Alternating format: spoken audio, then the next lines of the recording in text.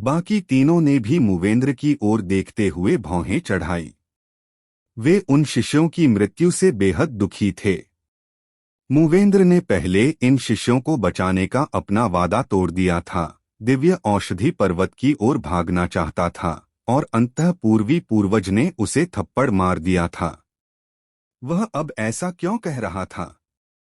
हर किसी के लिए उसका अपना जीवन बेहद महत्वपूर्ण होता है। क्या आप सहमत नहीं होंगे? मूवेंद्र ने फिर कहा। देव ने उसकी ओर देखा और उदासीनता से कहा, अगर तुम्हें कुछ कहना है तो सीधे कह दो, बात घुमाने की जरूरत नहीं है। ठीक है। मूवेंद्र ने सिर हिलाया। मुझे दूसरे संप्रदायों की परवाह नहीं है, लेकिन मैं तुम्हें गारंटी दे सकता हूं कि अगर तुम उस जादू की साधना विधि मेरे Z0 महल को सौंप दोगे और फिर मेरे पीछे पीछे Z0 महल में 1000 साल तक रहोगे और फिर मेरे Z0 महल के उत्तराधिकारी दाओ बालक की तुम्हारी पिछली हत्या और मेरे Z0 महल के कई शिष्यों की हत्या, तो मैं मान सकता हूं कि कुछ हुआ ही नहीं।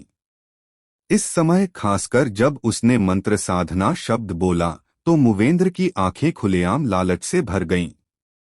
और सत्यम और बाकी दोनों को आखिरकार समझ आ गया कि मूवेंद्र ऐसा क्यों कह रहा है। वे मूर्ख नहीं थे। देव के आज के सभी कार्यों में शुरू से अंत तक मूलतः उसके मंत्र साधना का ही इस्तेमाल हुआ था।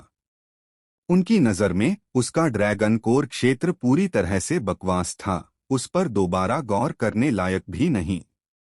लेकिन यह मंत्र साधना एक मार्शल आर्टिस्ट की साधना में सहायक हो सकती थी, जिसने एक छद्म सम्राट क्षेत्र विशेषज्ञ जयेश को ड्रैगन कोर क्षेत्र की शक्ति से लगभग मार ही डाला था। ऐसी साधना तकनीक स्वर्ग विरोधी थी और स्वाभाविक रूप से वे सभी इसे प्राप्त करना चाहते थे। मूवेंद्र, तुमने निश्चित रूप से अपने पत्ते अच्छे से खेले हैं, सत्यम ने कहा। उसका शरीर सामान्य आकार में आ गया। एक विशाल आत्मिक शरीर में रूपांतरित होकर ड्रैगन बल लगातार भस्म होता रहा। क्या तुम्हें मेरे प्रस्ताव पर कोई आपत्ति है? मूवेंद्र ने सत्यम की ओर देखा।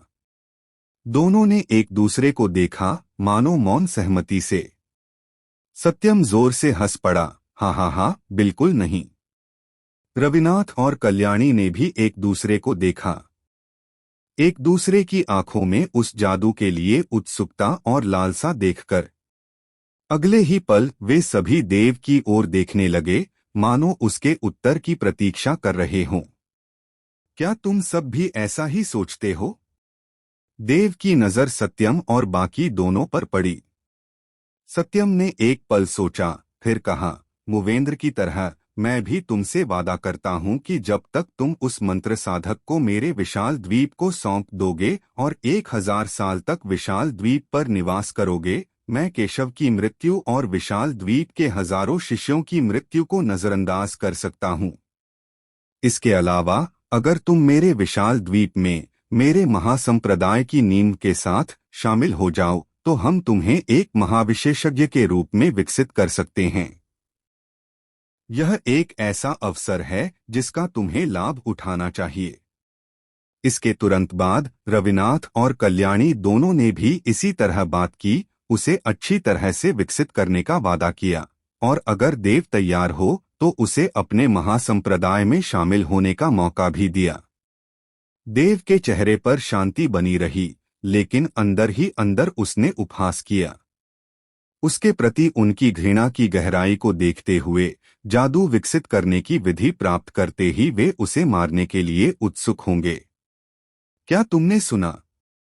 यह तुम्हारा संप्रदाय है। इस क्षण देव अचानक बोल पड़ा, मानो खुद से बात कर रहा हो। उसके शब्दों से सत्यम और बाकी लोग थोड़े स्तब्ध रह गए। हालांकि अगले ही पल उनके हाव भाव बदल गए, उनकी आंखें चौड़ी हो गईं, जिससे गहरा अविश्वास प्रकट हो रहा था। देव ने हाथ हिलाया और एक आकृति प्रकट हुई। यह आकृति लंबी थी और बहुत जवान लग रही थी। उसके रेशमी लंबे बाल अब कुछ बिखरे हुए थे और उसके कपड़े बेहद फटे हुए थे। उसकी आंखें लाल थीं, उसका चेहरा पीला था और सत्यम की ओर उसकी निगाहें जटिलता से भरी थीं।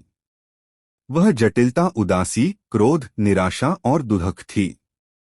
के केशव।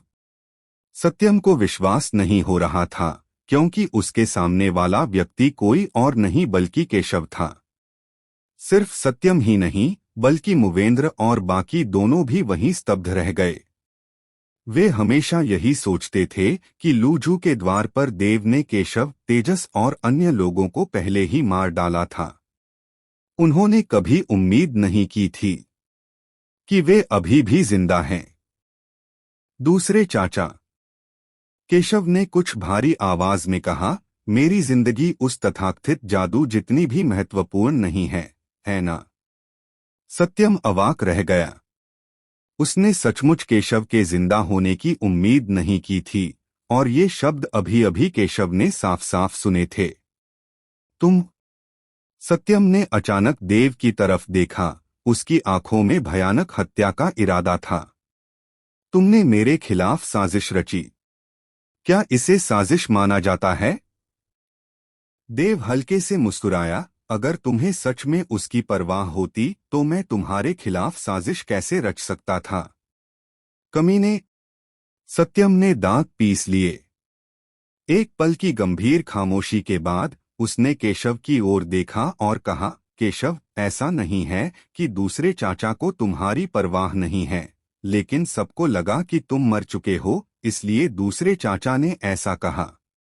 इस आदमी की फूट डालने की कोशिशों पर यकीन मत करना। दूसरे चाचा तुम्हें जरूर सुरक्षित वापस लाएंगे। केशव कुछ नहीं बोला। उसे कैसे पता नहीं चला कि देव ने जानबूझकर ऐसा कहा था। लेकिन वह यह भी समझ गया कि सत्यम को सचमुच उसकी परवाह नहीं थी। उसका बदला लेने की तुलना में वह तथाकथित जादू ज्यादा जरूरी था। उसी क्षण देव ने हाथ हिलाया और केशव को एक बार फिर लाल थैले में डाल दिया। यह देखकर सत्यम की आंखें लाल हो गईं और वह लगभग दहाड़ उठा, तुम उसे कहाँ ले गए?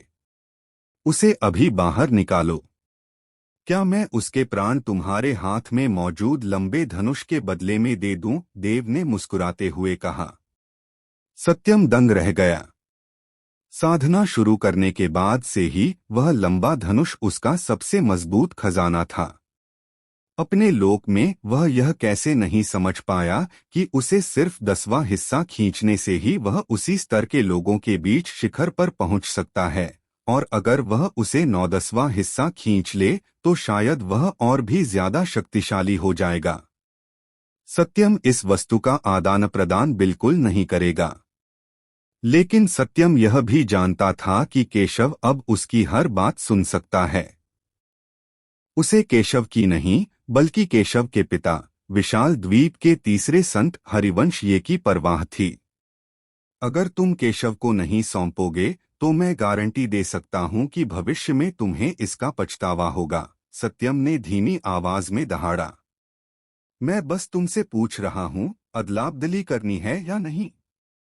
देव ने उदासीनता से कहा, विशाल द्वीप एक सुपर संप्रदाय के रूप में अनगिनत हथियार रखता है। संत आत्मा श्रेणी की तो बात ही छोड़ो, मुझे डर है कि पृथ्वी के निचले स्तर के भी हथियार होंगे। तुम्हारा लंबा धनुष तो बस संत आत्मा श्रेणी का है। इसे अपने विशाल द्वीप के भविष्य के किसी ताओवादी के बदले इस्तेमाल करना नुकसानदेह नहीं होना चाहिए, है ना? या तुम अनिच्छुक हो? क्या तुम्हें लगता है कि तुम्हारा लंबा धनुष केशव से ज्यादा महत्वपूर्ण है? बकवास, सत्यम चिल्लाया। देव, चूंकि केशव मरा नहीं है तो क्या हमारे संप्रदायों के चमत्कारी लोग भी मरे नहीं हैं? रविनाथ ने पूछा। देव हल्के से मुस्कुराया और अपने हाथ की एक और लहर के साथ एक आकृति को प्रकट किया। यह आकृति कपिलेश थी। हालांकि एक पल में ही देव ने कपिलेश को वापस पा लिया, लेकिन उसे लगा कि रविनाथ ने कपिलेश को पहले ही देख लिया है। कपिलेश युद्ध देवता संप्रदाय का कोई चमत्कारी व्यक्ति नहीं था, बल्कि युद्ध देवता संप्रदाय की एक सहायक शाखा, एक प्रथम श्रेणी के संप्रदाय से था। हालांकि कपिलेश की असली पहचान महासंप्रदाय युद्ध देवता संप्रदाय के एक शक्तिशाली विशेषज्ञ के वंशज के रूप में थी। सहायक शाखा में जाना केवल अनुभव के लिए था। कपिलेश को देखकर रविनाथ के चेहरे पर भी उदासी छा गई। तुम्हारे दोनों संप्रदायों की बात। देव ने फिर कल्याणी और मुवेंद्र की ओर देखा और उदासीनता से कहा, मैंने अमरदाव दरबार के प्रतिभाशाली निखर पर हाथ नहीं उठाया, लेकिन अगर मुझे पता होता कि आज क्या होगा तो मैं उसे जाने नहीं देता। जहां तक Z0 महल की बात है। देव की आवाज रुक गई और मुवेंद्र का दिल तुरंत भारी हो गया। Z0 महल का दीपेश पहले ही मर चुका है। तुम्हें ज्यादा उम्मीद रखने की जरूरत नहीं है, देव ने कहा। फुस। यह सुनते ही मुवेंद्र के पूरे शरीर में हत्या की तीव्र इच्छा उमड़ पड़ी। केशव इस संप्रदाय के विशाल द्वीप के तीसरे संत का पुत्र है। आप यह नहीं जानना चाहेंगे कि तीसरे संत का साधना स्तर क्या है, इसलिए बेहतर होगा कि आप उसे तुरंत रिहा कर दें, सत्यम ने दुष्टता से कहा। तीसरे संत हरिवंश, जो केशव के पिता थे, सत्यम के चचेरे भाई थे। हालांकि हरिवंश का एक ऊंचा और सम्मानित स्थान था और उनकी साधना शक्तिशाली थी। बाहरी लोगों का सामना करते समय सत्यम कभी भी हरिवंश को अपना बड़ा भाई नहीं कहते थे, बल्कि विशाल द्वीप के पीढ़ीगत पदानुक्रम के अनुसार उनके पद से पुकारते थे। पिछली बार विशाल द्वीप ने 7 क्षेत्रों के दिव्य पर्वत के दुर्लभ अवसर के कारण देव को जाने दिया था। विशाल द्वीप के समग्र हित के लिए भले ही हरिवंश क्रोधित थे, उनके पास देव का पीछा करने और उसे मारने का विचार त्यागने के अलावा कोई विकल्प नहीं था। लेकिन इस बार केशव मरा नहीं था। युद्ध देवता संप्रदाय के उपसंप्रदाय प्रमुख का पुत्र कपिलेश। रविनाथ ने बस इतना ही कहा, लेकिन उसे लगा कि देव को उसकी बातों से युद्ध देवता संप्रदाय के लिए कपिलेश का महत्व समझ में आ जाना चाहिए। क्या तुम इस संप्रदाय को धमका रहे हो? देव ने आंखें सिकोड़कर उदासीनता से कहा, सच कहूं तो इस संप्रदाय को अपने जीवन में सबसे ज्यादा नफरत दूसरों से मिलने वाली धमकी से है। इस संप्रदाय की इच्छा में कोई दखल नहीं दे सकता और न ही कोई यह हुक्म चलाने की हिम्मत कर सकता है कि यह संप्रदाय क्या नहीं करना चाहता। जैसे ही उसकी आवाज धीमी हुई, देव ने अचानक अपनी हथेली हिलाई। दरार। इस समय सत्यम के पास एक ऊंचा पेड़ अचानक टूट गया। सत्यम की आंखें सिकुड़ गईं, एक विशाल आकृति दहाड़ती हुई आकाश में उड़ गई। क्रूर याव वानर। सत्यम के हाव भाव बदल गए और वह तुरंत पीछे हट गया। वह विशालकाय आकृति वास्तव में 5वीं श्रेणी का शिखर याव राक्षस क्रूर याव वानर ही था। क्रूर याव वानर 100 मीटर ऊंचा था, एक विशाल पर्वत जैसा दिखता था। उसका पूरा शरीर बैंगनी काले फर से ढका हुआ था और जब वह सांस लेता था तो उससे एक प्रचंड आभा निकलती थी। याव राक्षसों में कोई छद्म सम्राट क्षेत्र नहीं था, लेकिन क्रूर याव वानर जैसा 5वीं श्रेणी का शिखर याव राक्षस छद्म सम्राट क्षेत्र से मुकाबला करने के लिए पहले से ही पर्याप्त था। धमाका। जैसे ही क्रूर याव वानर आगे बढ़ा, उसकी विशाल मुट्ठी गर्जना के साथ गति में आई और सीधे सत्यम पर वार किया। क्रूर याव वानर शारीरिक शक्ति में सर्वश्रेष्ठ था, उसका भौतिक शरीर उसकी साधना से भी अधिक शक्तिशाली था। यह मुक्का किसी भी ड्रैगन देवलोक शिखर के भौतिक शरीर और सुरक्षा को आसानी से चकनाचूर कर सकता था, और यहाँ तक कि सत्यम जैसे छद्म सम्राट लोक में भी उससे सीधे टकराने की हिम्मत नहीं थी। उदास भाव से सत्यम तुरंत पीछे हट गया, लेकिन जैसे ही वह पीछे हट रहा था, उसके पीछे अचानक एक दरार दिखाई दी। उस दरार के भीतर से एक विशाल पंजा अचानक प्रकट हुआ और सत्यम की ओर लपका। अधोलोक चंद्र दिव्य चील। सत्यम के भाव फिर बदल गए और उसने मन ही मन सोचा, इतने शक्तिशाली याव जानवर यहाँ कैसे इकट्ठा हो सकते हैं। अधोलोक चंद्र दिव्य चील क्रूर याव वानर के समान पद का था। दोनों ही 5वीं श्रेणी के शिखर याव जानवर थे। उनमें से कोई भी एक मानव छद्म सम्राट से मुकाबला कर सकता था। न केवल सत्यम बल्कि मुवेंद्र और अन्य दो भी बेहद हैरान थे। हालांकि वे जानते थे कि दिव्य औषधि पर्वत की गहराई में कई शक्तिशाली याव जानवर होंगे, फिर भी उन्हें इन याव जानवरों के निवास स्थान का एक मोटा अंदाजा था। यह स्पष्ट रूप से वह जगह नहीं थी जहां इन याव जानवरों को होना चाहिए था। और अगर वे बाहर भी आ गए तो मुख्य बात यह थी कि इन याव जानवरों का रूप देव के आदेशों का पूरी तरह से पालन करता प्रतीत होता था। जैसे ही वे प्रकट हुए, उन्होंने तुरंत सत्यम पर हमला कर दिया। यह बच्चा बेहद परेशान करने वाला है। हालांकि उसके पास केवल ड्रैगन कोर क्षेत्र की साधना है, वह जादू के सहारे हमें घायल भी कर सकता है। रविनाथ ने धीरे से कहा, अगर हम उस पर एक साथ हमला करते हैं तो हम उसे जरूर मार सकते हैं, लेकिन एक बार जब हम तितर-बितर हो जाते हैं तो हम उसके खिलाफ कुछ नहीं कर सकते। वह पहले से ही एक छद्म सम्राट से मुकाबला कर सकता है और उसके पीछे 7 रंगों वाली प्रसिद्ध गौरया भी है। वर्तमान क्रूर याव वानर और पाताल लोक के चंद्र दिव्य चील को जोड़ दें तो उसे मारना हमारे लिए बेहद मुश्किल होगा। मुवेंद्र का चेहरा भी इतना उदास था मानो उससे पानी टपकने ही वाला हो। पहले जब उन 5 ने मिलकर हमला किया था तो देव ने जयेश को लगभग मार ही डाला था। अब सिर्फ 4 लोगों के साथ और क्रूर याव वानर और पाताल लोक के चंद्र दिव्य चील के प्रकट होने पर वे सब समझ गए थे कि आज देव को मारना शायद नामुमकिन है। अब हमें क्या करना चाहिए? कल्याणी ने भौहें चढ़ाई। पीछे हटो। मुवेंद्र ने ठंडी सांस ली। हालांकि उसके मन में असीम क्रोध और नफरत थी, फिर भी वह बेहद निर्णायक था। अगर वे उसे मार नहीं सकते थे तो मार ही नहीं सकते थे। यहां और रुकने से न सिर्फ समय की बर्बादी होगी बल्कि उन्हें कोई फायदा भी नहीं होगा। क्या इस व्यक्ति का भी कोई संप्रदाय नहीं है? रविनाथ ने देव को घूरकर उपहास किया। अगर साधु भाग सकता है तो क्या मंदिर भी भाग सकता है? क्या यह व्यक्ति अहंकारी नहीं है? क्या यह अहंकारी नहीं है? जब हमारे 5 महासंप्रदाय हमारे शिष्यों को फीनिक्स संप्रदाय को घेरने और दबाने के लिए प्रेरित करेंगे तो देखते हैं यह व्यक्ति कब तक अहंकारी बना रह पाता है।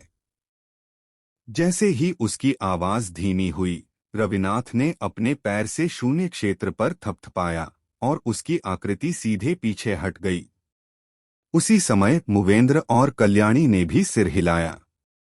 उनका मानना था कि जब फीनिक्स संप्रदाय का विनाश होने वाला होगा तो देव फिर से प्रकट होगा और तब तक देव निश्चित रूप से बच नहीं पाएगा। सत्यम, हट जाओ। जाते हुए मुवेंद्र ने सत्यम से कहा। उसने सिर हिलाया। उसका चेहरा गंभीर था। उसने अपनी विशाल आत्मिक देह को मुक्त किया, अपनी सबसे प्रबल शक्ति का प्रयोग करके पाताल लोक के चंद्र दिव्य चील और क्रूर याव वानर को पीछे धकेला और फिर जाने के लिए तैयार हो गया। पाताल लोक के चंद्र दिव्य चील और क्रूर याव वानर एक तरह से सत्यम के समान पद पर थे। इस पद पर अगर सत्यम जाना चाहता तो भले ही पाताल लोक के चंद्र दिव्य चील और क्रूर याव वानर एक साथ हमला कर दें, उसे रोकना असंभव होता। लेकिन वे उसे रोक नहीं सकते थे। लेकिन इसका मतलब यह नहीं था कि देव नहीं रोक सकता था। वह तीखी आवाज फिर से सुनाई दी, जिससे सत्यम के चेहरे की मांसपेशियां जोर से फड़कने लगीं। उसने स्वाभाविक रूप से इसे 7 रंगों वाली प्रसिद्ध गौरैया की चीख के रूप में पहचान लिया। इस क्षण जमीन अचानक कांप उठी और अनगिनत मोटी बेलें वयस्क भुजाओं जैसी अचानक जमीन से उठ खड़ी हुईं। ये बेलें घनी थीं, जिनकी संख्या हजारों में थी। जैसे ही वे प्रकट हुईं, वे लगातार लहराती रहीं, मानो राक्षसों का एक अराजक नृत्य हो। और उनका आभामंडल अद्भुत था। असंख्य काष्ठ बेल याव। इन बेलों को देखकर सत्यम के हाव भाव आखिरकार बदल गए, क्योंकि यह भी रैंक 5 का शिखर याव राक्षस था। असंख्य काष्ठ बेल याव। शायद आक्रमण शक्ति के मामले में क्रूर याव वानर और पाताल लोक चंद्र दिव्य चील जितना शक्तिशाली नहीं था, लेकिन अगर सत्यम को चुनना होता तो वह असंख्य काष्ठ बेल याव के बजाय क्रूर याव वानर और पाताल लोक चंद्र दिव्य चील का सामना करना पसंद करता, क्योंकि असंख्य काष्ठ बेल याव का उपद्रवी स्वभाव निश्चित रूप से ड्रैगन मार्शल महाद्वीप के शीर्ष 10 में से एक था। वे घनी बेलें, हर एक बेहद मजबूत और बहुत बड़ी थी। सत्यम को पहले कुछ भी महसूस नहीं हुआ था, लेकिन अब लताओं के प्रकट होते ही लगभग तुरंत ही उनमें से 2 लताएं सीधे सत्यम के पैरों से लिपट गईं। और जैसे ही वे उसके चारों ओर लिपटीं, लताएं जोर से नीचे की ओर खींच गईं। जमीन फट गई और उसी क्षण एक काला छेद दिखाई दिया। यह काला छेद दरअसल एक विशाल मुख था। मेरी नजरों से दूर हो जाओ। विशाल मुख को प्रकट होते देख सत्यम के भाव अचानक बदल गए। उनकी छद्म सम्राट लोक साधना पूरी तरह से प्रस्फुटित हो गई और उनकी भौहों के बीच से एक मायावी तारा उदय हुआ। इस तारे के प्रकट होने से सत्यम की साधना और भी बढ़ गई। तारा घूम गया और कुछ गहरा दिखाई देने लगा। देव ने उसे देखकर थोड़ा भौहें चढ़ाई। भ्रम तारा कला। यह सघन मायावी तारा देव के पिछले जन्म में देखी गई एक कला से बहुत मिलता जुलता था। मायावी तारा कला। मायावी तारा कला व्यक्ति को अपने जीवन काल को जलाकर कम समय में अपनी साधना में भारी वृद्धि करने की अनुमति देती थी, यहाँ तक कि उसे एक लोक को पार करने में भी सक्षम बनाती थी। हालांकि सत्यम वर्तमान में जिस मायावी तारा कला का उपयोग कर रहे थे वह स्पष्ट रूप से मायावी तारा कला नहीं थी। हालांकि इसमें जीवन काल को जलाना भी शामिल था, लेकिन इससे मिलने वाली साधना शक्ति इल्यूजन स्टार आर्ट की तुलना में बहुत कम थी। आज अगर तुम चले भी जाओ तो अपने हाथ में रखा लंबा धनुष पीछे छोड़ दो। देव ने ठंडी सांस ली। हिंसक याव वानर और पाताल लोक के चंद्र दिव्य चील ने मुवेंद्र और अन्य लोगों का पीछा करना छोड़ दिया, बल्कि सत्यम को घेर लिया। देव का उद्देश्य मुवेंद्र और अन्य लोग नहीं थे, वह सत्यम के पास मौजूद यांग देव धनुष की तलाश में था। इस धनुष की शक्ति ने देव को भी अत्यधिक लालची बना दिया था। अगर वह अपने पिछले जन्म की साधना में वापस भी लौट आए तो भी उसे यह धनुष अवश्य प्राप्त होगा। धमाका। सत्यम के शरीर से एक ऊंची आभा फूट पड़ी। एक क्षण के लिए इसने असंख्य काष्ठ बेल याओं की 2 लताओं को सीधे धूल में मिला दिया। जैसे ही वे टूटे, सत्यम द्वारा प्रकट किया गया विशाल आत्मिक शरीर तुरंत बाहर निकल आया, लेकिन उसके चारों ओर और भी बेलें दिखाई देने लगीं। अगर सत्यम इन बेलों में उलझ जाता तो वह निस्संदेह देव और छद्म सम्राट साम्राज्य के समान कई याओ जानवरों के संयुक्त हमले में मर जाता। मुवेंद्र ने यह दृश्य देखा, रविनाथ ने यह दृश्य देखा और कल्याणी ने भी यह दृश्य देखा। उन तीनों ने एक दूसरे को देखा। इस समय ऐसा लग रहा था कि उनके बीच एक मौन समझौता हो गया है। कुछ देर सोचने के बाद उन्होंने स्थिति को पूरी तरह से नजरअंदाज कर दिया और दूर भागने के लिए मुड़ गए। उनकी राय में सत्यम शायद पहले ही मर चुका था। अगर वे तीनों अब दौड़कर अंदर आ जाते तो असंख्य लकड़ी की बेल याओं में उलझने के बाद आज यहां अपनी जान भी गंवा सकते थे। तुम भाड़ में जाओ। सत्यम की जोरदार दहाड़ आसमान में गूंज उठी। देव की तुलना में उसके मन में मुवेंद्र और बाकियों के लिए और भी ज्यादा नफरत थी। सत्यम के लिए मदद न करना जख्म पर नमक छिड़कने जैसा था। वे उसे बचा सकते थे, लेकिन मौत की 1000 में एक संभावना के कारण उन्होंने उसे पूरी तरह से त्याग दिया। ऐसा नहीं है कि मैं मुवेंद्र तुम्हें नहीं बचाऊंगा, लेकिन यह इंसान बहुत परेशान करने वाला है। अगर तुम आज सचमुच यहाँ मर गए तो मैं मुवेंद्र तुम्हारा बदला जरूर लूंगा। मुवेंद्र की आवाज भी सुनाई दी। रविनाथ ने भी गहरी आवाज में कहा, इस इंसान को मारना बेहद मुश्किल है और इस दिव्य औषधि पर्वत पर बहुत ज्यादा याव जानवर हैं। शायद इन चोटी वाले याव जानवरों की संख्या और भी ज्यादा होगी। वे सब तेजी से हमारी तरफ दौड़ रहे हैं। अगर हम यहीं रहे तो हम और भी ज्यादा ध्यान आकर्षित करेंगे। यहाँ रहना बस मौत को दावत देना है। अगर सिर्फ तुम ही बचे रहो तो ध्यान कम जाएगा। आज तुम जियो या मरो, हम तुम्हारा बदला लेंगे। कल्याणी ने एक बार पीछे मुड़कर देखा। उसकी आकृति बोलते हुए रुकी नहीं। अगर मैं बच गया तो इस व्यक्ति को भूल जाओ। मैं पहले तुम सबको मार डालूंगा। सत्यम का गुस्सा उबल पड़ा। उसकी आंखों से आग की लपटें निकलने लगीं। यह सुनकर मुवेंद्र और बाकी दोनों ने पीछे मुड़कर नहीं देखा। उनकी आकृतियां टिमटिमाती हुई दूर भाग गईं।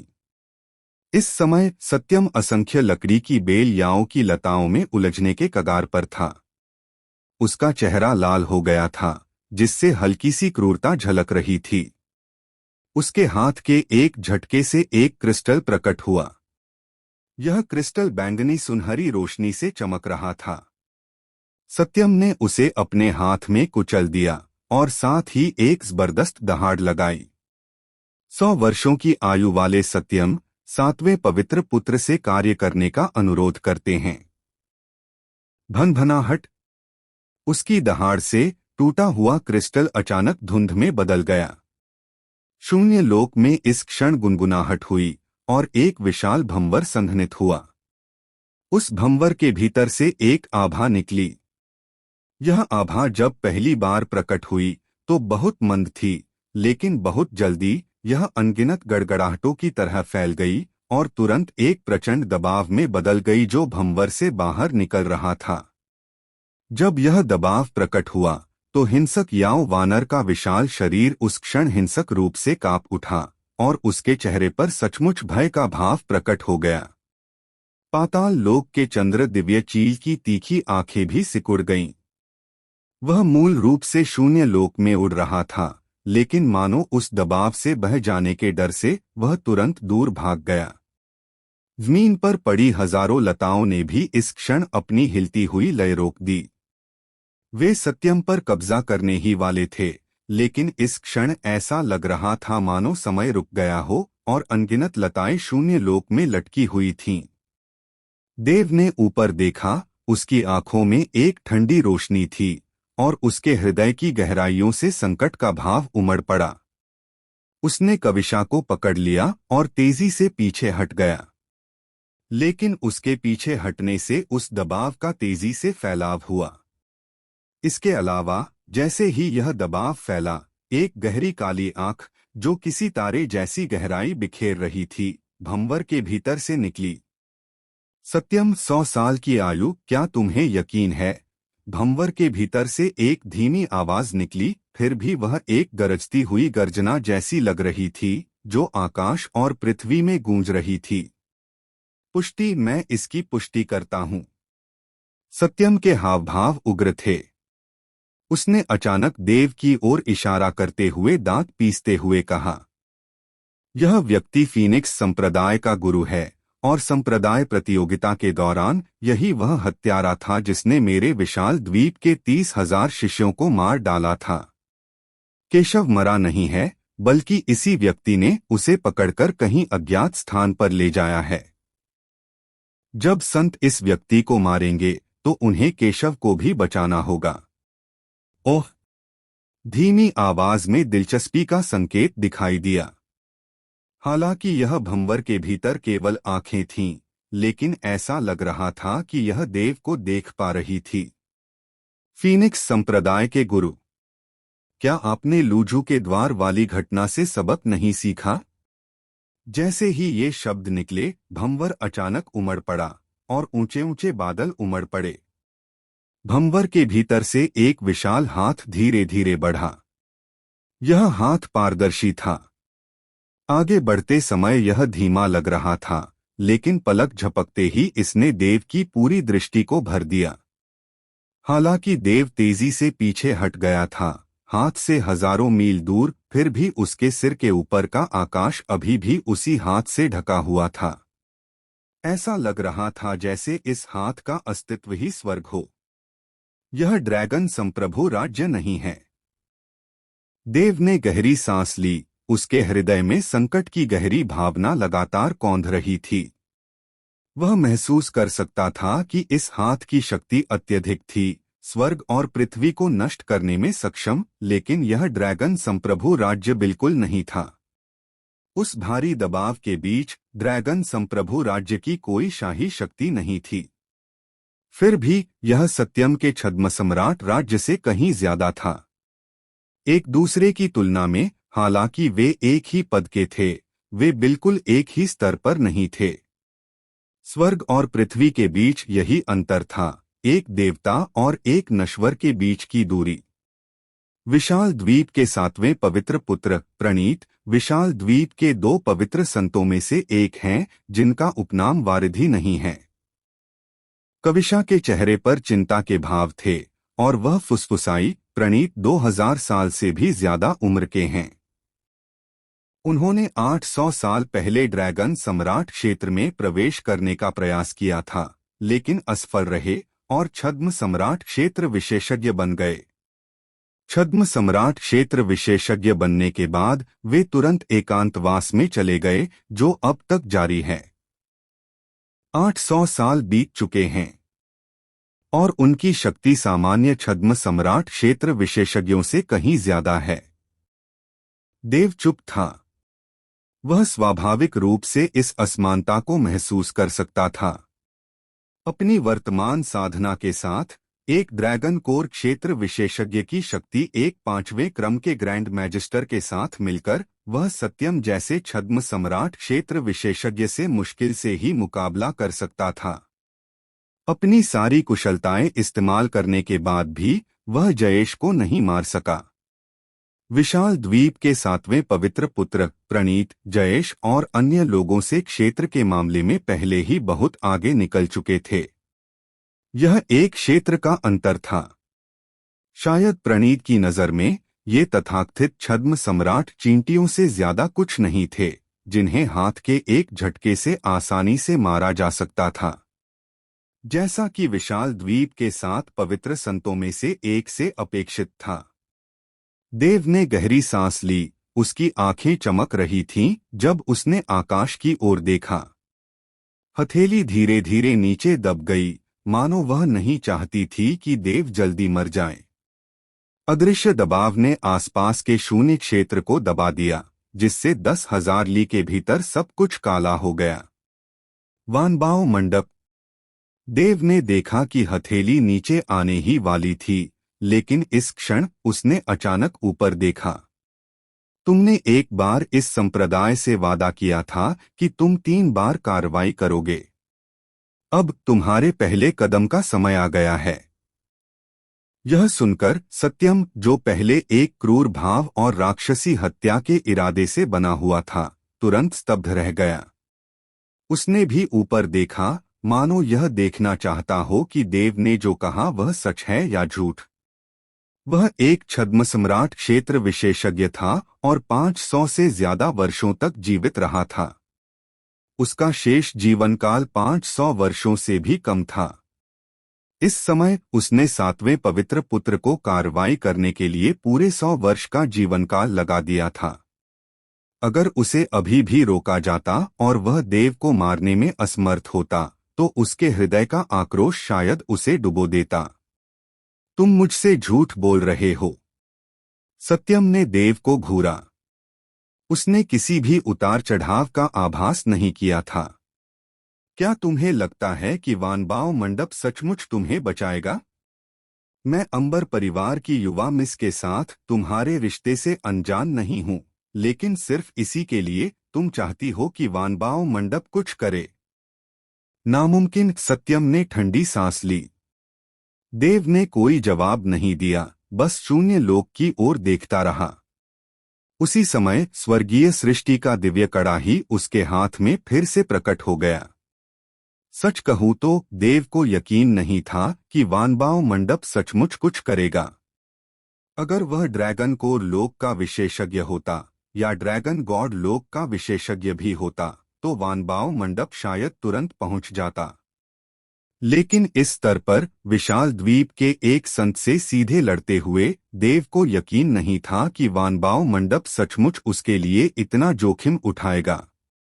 बस ताड़ धीरे धीरे देव की ओर नीचे उतरता रहा। ऐसा लग रहा था कि सातवें पवित्र पुत्र प्रणीत को भी देव की बातों पर विश्वास नहीं हुआ। जैसे ही देव ने ऊपर देखा, हथेली बड़ी होती गई और उसकी पूरी दृष्टि ढक गई। जैसे ही उसने आह भरी, उसे स्वर्गीय सृष्टि के दिव्य पात्र से ढकने का इरादा किया, उसकी आंखें अचानक चमक उठीं और उसके मुंह के कोने पर एक मुस्कान आ गई। भनभनाहट। उसी समय शून्य लोक फिर से कंपन करने लगा। सातवें पवित्र पुत्र की हथेली और देव के चेहरे के बीच अचानक एक प्रकाश पर्दा प्रकट हुआ। इस प्रकाश पर्दे के प्रकट होने से सत्यम की पुतलियां तेजी से सिकुड़ गईं और उसका दिल तेजी से धड़कने लगा। उसकी नजर में प्रकाश पर्दे पर ज्यादा दबाव नहीं था, लेकिन प्रकट होने के बाद एक गड़गड़ाहट की आवाज के साथ वह भी एक विशाल हथेली में बदल गया। इस हथेली ने जरा भी संकोच नहीं किया। एक धमाके के साथ वह प्रणीत के बड़े हाथ से टकराई। दोनों कंपन कर रहे थे और आसपास का शून्य क्षेत्र चटकने की आवाजों से बिखर गया। जमीन पर पड़े बर्फ के टुकड़े हिल गए, मानो फिर से भारी बर्फबारी हुई हो। इस समय अंधीन पहाड़ी जंगल चूर चूर हो गए और याओ जानवरों की हताश चीखें सुनाई दे रही थीं। कुछ ही दूरी पर एक पर्वत शिखर था, लेकिन उन दो ताड़ के पेड़ों के टकराने से इस 1000 मीटर ऊंचे पर्वत शिखर के आधार में अचानक एक दरार आ गई। ऐसा लग रहा था मानो किसी अत्यंत तीक्ष्ण अस्त्र ने पर्वत के आधार को क्षैतिज रूप से काट दिया हो, जिससे पूरा पर्वत धीरे धीरे ढह गया और अंततः पूरी तरह से बिखर गया। दोनों ताड़ के पेड़ों के बीच से आश्चर्यजनक लहरें फैलीं, लेकिन इन लहरों ने देव और कविशा को नुकसान नहीं पहुंचाया, न ही सत्यम को। जाहिर है ये विशाल द्वीप और वानबाव मंडप के दो शक्तिशाली विशेषज्ञ थे जो उनकी रक्षा कर रहे थे। उन्होंने सचमुच कमाल कर दिया। उन्होंने सचमुच कमाल कर दिया। वानबाव पवेलियन, तुम मरने के लायक हो। सत्यम अपने दिल में दहाड़ा। उसका गुस्सा शब्दों से परे था। अगर विचार मार सकते तो देव और वानबाव मंडप में मौजूद सभी लोग अब तक अनगिनत बार मर चुके होते। उसने सोचा था कि सातवें पवित्र पुत्र के हस्तक्षेप से देव की मृत्यु निश्चित हो जाएगी, लेकिन उसने कभी नहीं सोचा था कि देव के पास अब भी ऐसा कोई तरीका होगा जिससे वह वानबाव मंडप की मदद ले सके। वह गुस्से में था, लेकिन दहाड़ने की हिम्मत नहीं जुटा पाया, क्योंकि वह जानता था कि वानबाव मंडप 10 महासंप्रदायों का नहीं है, लेकिन इसकी नींव और ताकत किसी महासंप्रदाय से कमजोर नहीं थी। धमाका। टक्कर के बाद दोनों हथेलियां एक पल के लिए रुकीं, लेकिन बस एक क्षण के लिए, फिर दोनों बिखर गईं। भंवर के भीतर से विशाल नेत्र सत्यम पर पड़ा और एक धीमी आवाज निकली, इस व्यक्ति को आज नहीं मारा जा सकता। मैं तुम्हारी 100 साल की आयु ले लूंगा। जैसे ही आवाज गिरी, अदृश्य धागे सत्यम पर उतर आए। सत्यम का शरीर जोर से कांप उठा। उसका मांस साफ तौर पर मुरझा गया, त्वचा और हड्डियों जितना पतला हो गया। उसका चेहरा पीला पड़ गया और उसकी आंखों का लाल रक्त इस क्षण धुंधला गया। ऐसा नहीं है, ऐसा नहीं है। सत्यम मन ही मन बुदबुदाया। अब भी उसे विश्वास नहीं हो रहा था। इस बार यह उसके 100 साल व्यर्थ गंवाने के बराबर था। इसके अलावा सातवें पवित्र पुत्र द्वारा इस क्षण उसके जीवन काल को लीन करना उसके लिए अपमान का कारण बन रहा था। उसका जीवन काल छिन जाने के साथ सत्यम की साधना भी इस क्षण क्षीण होने लगी, धीरे धीरे गिरावट के संकेत दिखाने लगी। फुस सत्यम का जीवन काल लेने के बाद भंवर घूमता और घूमता रहा, अंततः विशाल नेत्र को ढककर गायब हो गया। मैं धीरज हूँ, वानबाव मंडप के पृथ्वी पुजारियों में से एक। आज की यह क्रिया पहली बार मानी जाएगी। 7वें पवित्र पुत्र के विलीन होने के बाद शून्य लोक के ऊपर से एक और आवाज आई। शुरू से अंत तक वानबाव मंडप का विशेषज्ञ न तो प्रकट हुआ, न ही विशाल द्वीप के 7वें पवित्र पुत्र की तरह प्रकट हुआ। बोलने के बाद उतार चढ़ाव गायब हो गया। इस स्थान से 100 ली की दूरी पर केवल देव, कविशा और सत्यम, जो अभी भी स्तब्ध अवस्था में थे, ही बचे थे। देव ने सोचा, फिर आकाश की ओर देखा, अपनी मुट्ठियां भींच लीं और गहराई से प्रणाम किया। हालांकि यह वानबाव मंडप का वादा था, लेकिन अंततः यह एक जीवन रक्षक कृपा थी जो उसके प्रणाम के योग्य थी। इस समय दोनों पक्षों के शक्तिशाली विशेषज्ञ पहले ही गायब हो चुके थे और वहां फिर से शांति छा गई, मानो कुछ हुआ ही न हो। हालांकि आसपास की गंदगी और ढहा हुआ 1000 मीटर ऊंचा पहाड़ बता रहा था कि अभी कुछ ही क्षण पहले ड्रैगन सम्राट क्षेत्र के बेहद करीब 2 महाशक्तिशाली विशेषज्ञों ने कार्रवाई की थी। मेरा तुम्हें मारने का कोई इरादा नहीं था, लेकिन तुमने खुद को बाहर निकलने का कोई रास्ता नहीं छोड़ा। देव ने सत्यम की ओर देखा। वह महसूस कर सकता था कि इस समय सत्यम की साधना तेजी से कम हो रही थी। हालांकि वह उसे दबाने की पूरी कोशिश कर रहा था, लेकिन उस आभा का क्षय आसानी से दिखाई दे रहा था। तुम एक छद्म सम्राट क्षेत्र विशेषज्ञ हो। आज मैं इस संप्रदाय के लिए एक महासंप्रदाय को चुनौती देने के पहले कदम के रूप में तुम्हारा जीवन ले लूंगा। जैसे ही उसने बोलना समाप्त किया, देव ने अपना हाथ हिलाया और 7 रंगों वाली प्रसिद्ध गौरैया फिर से प्रकट हो गई। पहले हिंसक रहे याओ जानवर, चंद्रचील और अन्य याओ जानवर, सभी को 7 रंगों वाली प्रसिद्ध गौरैया ने बुला लिया था। हालांकि वे भाग गए थे, अब उनकी जरूरत नहीं थी। सत्यम की साधना उसके जीवन काल के खाए जाने के कारण उसकी आत्मा को गंभीर क्षति पहुंचा रही थी और वह पहले ही ड्रैगन देव क्षेत्र के शिखर स्तर पर गिर चुकी थी। इसके अलावा यह अंत नहीं था। पतन की गति बेहद भयानक थी और जैसे ही वह ड्रैगन देव क्षेत्र के शिखर पर पहुंची, वह गुनगुनाती हुई ड्रैगन देव क्षेत्र के अंतिम चरण की ओर बढ़ गई। देव के लिए एक छद्म सम्राट क्षेत्र विशेषज्ञ को मारना मुश्किल हो सकता है, लेकिन एक ड्रैगन देव क्षेत्र के शिखर विशेषज्ञ को, उसे वास्तव में इसकी परवाह नहीं थी।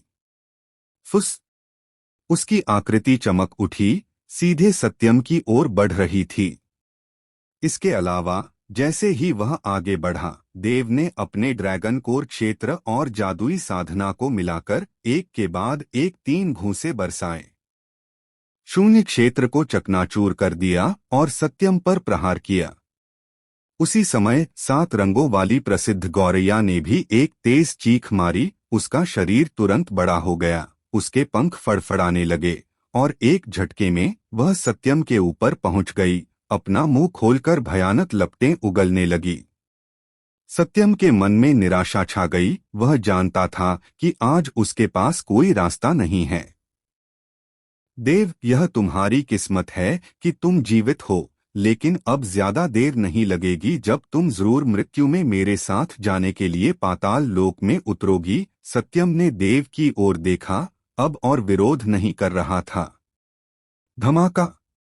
पहला घूंसा पड़ा, जिससे सत्यम ने मुंह से एक बड़ा कौर ताजा खून थूक दिया।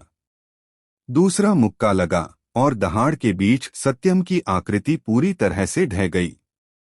तीसरा मुक्का लगा, लेकिन उससे कोई चोट नहीं लगी, बल्कि वह अचानक खुल गया और एक बड़े हाथ में बदल गया, जिसने सत्यम की आदिम आत्मा को पकड़कर एक भंडारण थैली में रख दिया। और इसी क्षण सत्यम की सचमुच मृत्यु हो गई।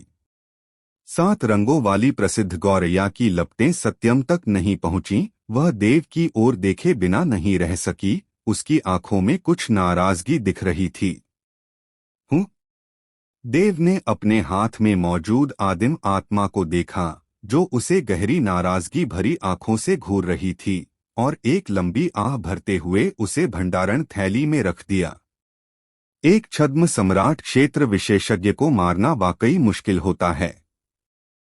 अगर सातवें पवित्र पुत्र ने सत्यम के 100 साल के जीवन काल को न निगला होता, जिससे सत्यम निराश न होता, उसकी साधना का पतन न होता और वह प्रतिरोध न कर पाता, तो उसे मारना इतना आसान न होता। इस स्तर पर हराना आसान है, लेकिन मारना बेहद मुश्किल है। देव ने मन ही मन बुदबुदाया, यह पहला छद्म सम्राट क्षेत्र विशेषज्ञ है जिसे मैंने अपने पुनर्जन्म के बाद से मारा है, लेकिन सही मायने में नहीं, क्योंकि जब मैंने उसे मारा तो उसमें प्रतिरोध करने की इच्छा शक्ति नहीं बची थी और उसकी साधना अपने चरम पर नहीं थी। मुझे अभी भी साधना के लिए कड़ी मेहनत करनी है। अगर मेरी मार्शल आर्ट साधना ड्रैगन देव क्षेत्र तक पहुंच सकती है, या मेरी जादुई साधना छठे क्रम के महान गुरु तक पहुंच सकती है, अगर उनमें से किसी को भी सफलता मिल सकती है, तो मैं इतना निष्क्रिय नहीं रहूंगा। वापस जाने के बाद मुझे सचमुच किसी दानव क्रिस्टल पत्थर की तलाश करनी होगी। मार्शल आर्ट साधना के लिए मुझे लगभग 1 लाख ड्रैगन देवताओं की जरूरत है, लेकिन इतने सारे ड्रैगन देवता मिलना मुश्किल है। शायद पूरे ड्रैगन मार्शल महाद्वीप में इतने सारे ड्रैगन देवता क्षेत्र विशेषज्ञ हों, लेकिन यह एक नरसंहार होगा, और उन्होंने मुझे उकसाया नहीं है, इसलिए बिना वजह उनके खिलाफ कार्रवाई करना मेरी इच्छा नहीं है, और इससे स्वर्ग का प्रकोप भड़केगा। इसकी तुलना में मैजिस्टर साधना में सफलता पाना अभी भी बेहतर है। जब तक मेरे पास बड़ी मात्रा में दानव क्रिस्टल पत्थर है, मैं छठे क्रम या 7वें क्रम तक भी सफलता पा सकता हूँ। जहाँ तक विधि संत की बात है, देव की आंखें चमक उठीं। वह अभी विधि संत स्तर पर विचार नहीं करेगा, क्योंकि यह वास्तव में बहुत कठिन था।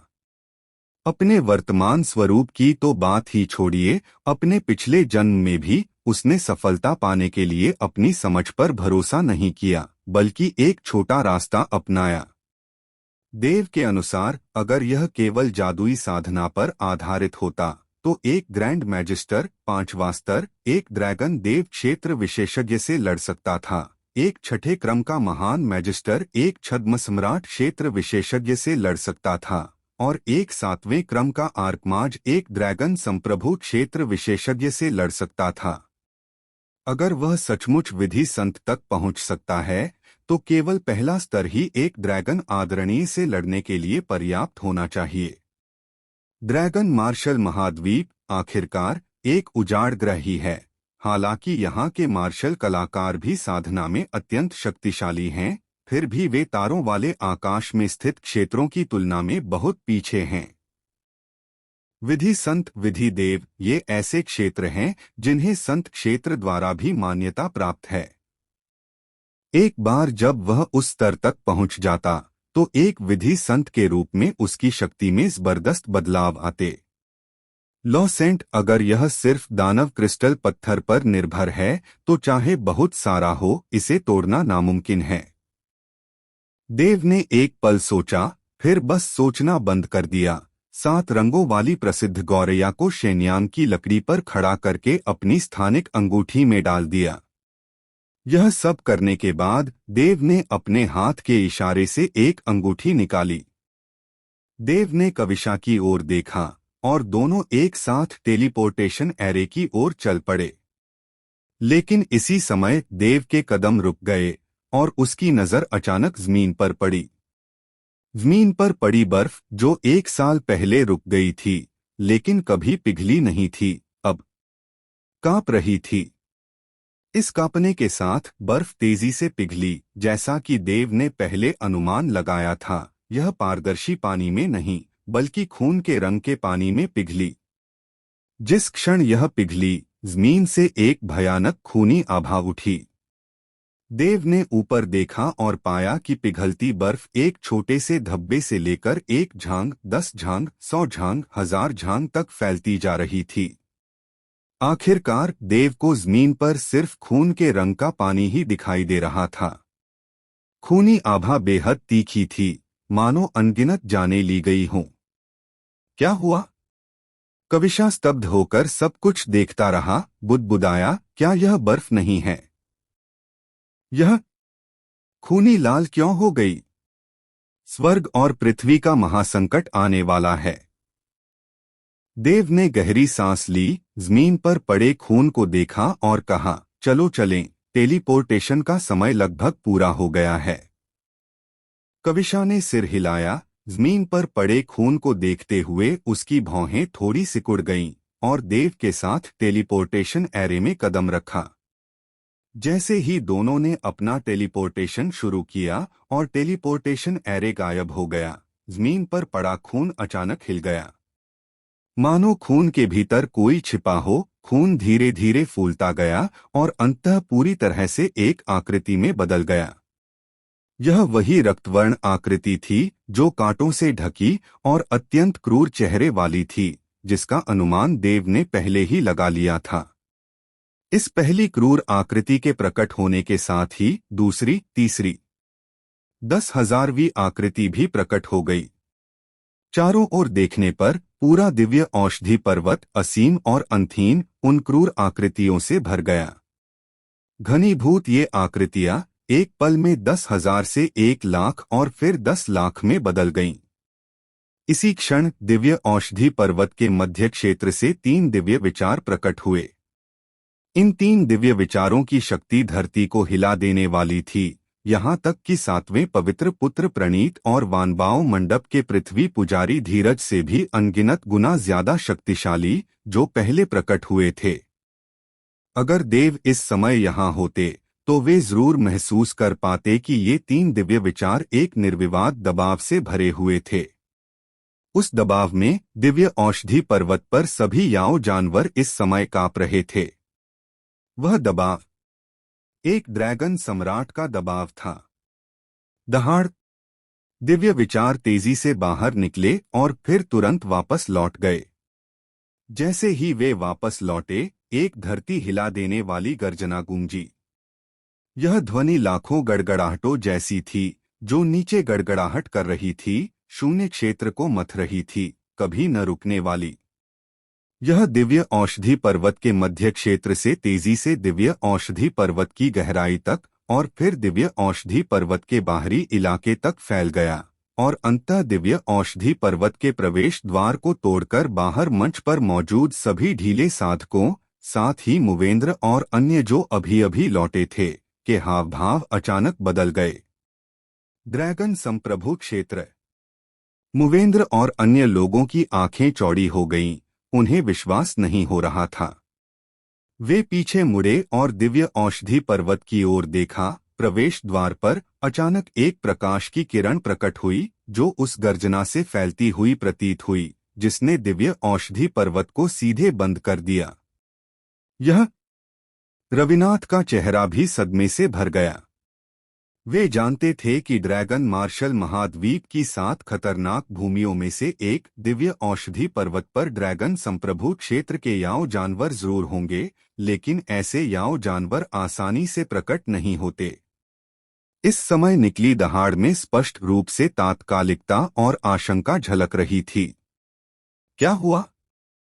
सभी हैरान और असमंजस में थे। तभी मानो प्राचीन काल से आई एक आवाज सभी के कानों में पड़ी। ड्रैगन मार्शल पर 30 करोड़ का संकट है, जो आज सभी जीवों का विनाश करने के लिए उतर रहा है। बस इन शब्दों के पढ़ते ही दिव्य औषधि पर्वत के प्रवेश द्वार पर प्रकाश चमक उठा और फैल गया, जिससे एक विशाल प्रकाश कवच बन गया, जिसने पूरे दिव्य औषधि पर्वत को पूरी तरह से ढक दिया। और ये शब्द सुनते ही मुवेंद्र और अन्य लोगों के दिल धड़क उठे और उनके दिलों में अचानक एक अवर्णनीय संकट की भावना उमड़ पड़ी। उन्होंने यह वाक्य पहले भी सुना था। यह वाक्य संप्रदाय के ड्रैगन संप्रभु क्षेत्र के शक्तिशाली लोगों द्वारा वापस लाया गया था, जब वे 7 डोमेन दिव्य पर्वत पर गए थे। 7 डोमेन दिव्य पर्वत में 4 सुपर संप्रदाय प्रवेश कर गए थे, जेड शून्य महल, विशाल द्वीप, तलवार, अमर मकबरा और युद्ध देवता संप्रदाय। वे सभी एक बार वध देवता मंडप को नष्ट करना चाहते थे, लेकिन आयुष ने उनके प्रवेश के बदले 7 डोमेन दिव्य पर्वत का अवसर ले लिया। किसी को नहीं पता था कि उनके प्रवेश के बाद क्या हुआ, नहीं किसी को पता था कि उन्होंने अंदर क्या पाया या क्या उन्होंने वास्तव में पौराणिक देवता को देखा था। बस यह अफवाह थी कि इन 4 महासंप्रदायों के महाशक्तियों के बाहर आने के बाद वे सभी अस्तव्यस्त थे, उनके चेहरे गंभीर थे और उन्होंने सप्तक्षेत्र दिव्य पर्वत के बारे में एक शब्द भी नहीं कहा। उस दौरान चारों महासंप्रदायों के शिष्य सप्तक्षेत्र दिव्य पर्वत पर चर्चा कर रहे थे, लेकिन संप्रदायों ने आदेश जारी किया कि अगर किसी ने भी सप्तक्षेत्र दिव्य पर्वत का जिक्र करने की हिम्मत की, चाहे उसकी साधना या स्थिति कुछ भी हो, तो उसे तुरंत निष्कासित कर दिया जाएगा। समय बीतने के साथ यह बात धीरे धीरे सभी के दिलों से भुला दी गई थी, लेकिन इस समय दिव्य औषधि पर्वत से बोले गए शब्दों ने मुवेंद्र और अन्य लोगों को तुरंत अपने अपने संप्रदायों के उन महाशक्तियों के गंभीर चेहरे याद दिला दिए। ड्रैगन मार्शल पर 30 करोड़ का संकट है, जो आज सभी जीवों का विनाश करने के लिए उतर रहा है। मुवेंद्र का चेहरा बेहद गंभीर था। आखिर हुआ क्या? ऐसी कौन सी बड़ी घटना है जो दिव्य औषधि पर्वत पर स्थित याओ दैत्य शक्तियों को भयभीत कर सकती है, और ऐसी कौन सी घटना है जो इन शक्तियों को पूरे दिव्य औषधि पर्वत को घेरने पर मजबूर कर सकती है? ऐसा तो लाखों सालों में नहीं हुआ। जल्दी देखो। इसी समय किसी ने सचमुच आवाज लगाई। सभी ने उस व्यक्ति की ओर देखा और फिर उसकी निगाहों का अनुसरण किया। उन्होंने देखा कि जमीन पर पड़ी बर्फ इस समय पिघलने लगी थी। पिघलने की गति बहुत तेज थी और पल भर में वह खून के अंधीन समुद्र में बदल गई। मंच पर मौजूद लोगों को छोड़कर नीचे ढीले साधक सभी इस खून में खड़े थे। खून उनकी कमर में डूब गया, जिससे उनके सारे भाव बदल गए। आह! इस क्षण अचानक एक चीख निकली। तभी पता चला कि किसी अज्ञात समय पर एक रक्तलाल क्रूर आकृति प्रकट हुई थी। उसका मुंह व्यंग्यात्मक रूप से मुड़ा हुआ था और उसने एक साधक की गर्दन पर काट लिया, जिसके पास केवल ड्रैगन स्पिरिट लोक की साधना थी। वह चीख ठीक इसी साधक की थी। यह क्या है? मुवेंद्र और 2 अन्य लोगों की पुतलियां सिकुड़ गईं और बिना कुछ कहे वे तुरंत उस स्थान की ओर दौड़ पड़े। लेकिन जमीन पर उतरने से पहले ही उनके हाव भाव एक एक करके नाटकीय रूप से बदल गए, क्योंकि जमीन पर इस समय अनगिनत क्रूर आकृतियां एकत्रित हो रही थीं। और उनके प्रकट होते ही चारों ओर दुखद और तीखी गर्जनाएं फैल गईं। ये क्या हैं? मुझे बचाओ! भागो! इस समय कई ढीले साधक डर के मारे चीख रहे थे। उनकी संख्या लाखों में थी, लेकिन इस समय वे डूबते हुए पत्थरों की तरह थे और उन्हें डुबोने वाली थीं असीम विशाल नदी जैसी रक्तरंजित क्रूर आकृतियां। मुवेंद्र और अन्य लोग मंच पर खड़े थे और अपने संयम और अनुभव के बावजूद जब उन्होंने यह दृश्य देखा तो उनकी आंखें चौड़ी हो गईं और उनके मुंह सदमे और भय से खुले रह गए। ये सभी आकृतियां उन बर्फ के कणों से बनी हैं। क्या ऐसा हो सकता है कि ड्रैगन मार्शल महाद्वीप सचमुच किसी बड़ी विपत्ति का सामना कर रहा हो? मुवेंद्र बुदबुदाया। उसका दिल भय की भयानक लहरों से कांप रहा था। धमाके धमाके। इस समय खूनी आकृतियों की धारियां अचानक एक साथ आ गईं, जिनकी संख्या एक नजर में लाखों में थी। ये लाखों खूनी आकृतियां एक जोरदार धमाके के साथ फट गईं और फटने के बाद वे एक विशाल खूनी धुंध में बदल गईं जो हवा में फैल गई। पलक झपकते ही यह खूनी धुंध एक विशाल आकृति में बदल गई। आकृति की ऊंचाई एक सामान्य व्यक्ति जितनी थी। जब वह प्रकट हुई तो रक्तलाल आंखों का एक जोड़ा हिल गया और अंततः मुवेंद्र पर आ गिरा। उसे घूरते हुए मुवेंद्र के दिल में एक जोरदार धमाका हुआ। इस क्षण उसके विचार रुक गए और उसकी निगाहें कुछ धुंधली हो गईं। उसने इसकी कोई उम्मीद नहीं की थी, या यूं कहें कि अगर की भी होती तो वह समय पर प्रतिक्रिया नहीं दे पाता। फुस! आकृति चमक उठी और केवल रक्त की एक किरण शून्य क्षेत्र को चीरती हुई दिखाई दी, जो तुरंत मुवेंद्र के सामने आ पहुंची। इस क्षण रविनाथ और अन्य लोगों ने अपनी आंखें सिकोड़ लीं। वे इसे रोकना चाहते थे, लेकिन उनके पास समय ही नहीं था। वह रक्तरंजित आकृति मुवेंद्र के सामने खड़ी थी। उन पर भयंकर मुस्कान बिखेरी और फिर सीधे मुवेंद्र के शरीर में विलीन हो गई। आह! जिस क्षण वह विलीन हुई, मुवेंद्र ने एक हताश कर देने वाली दहाड़ लगाई। इस ध्वनि से आकाश हिल गया और यहाँ तक कि उसकी साधना भी उसी क्षण बिखर गई, लहरों में बदल गई जो चारों दिशाओं में फैल गईं। मुवेंद्र का चेहरा विकृत हो गया था। उसकी आंखें, जो इस क्षण धुंधली नहीं रहीं, भय से भर गई थीं।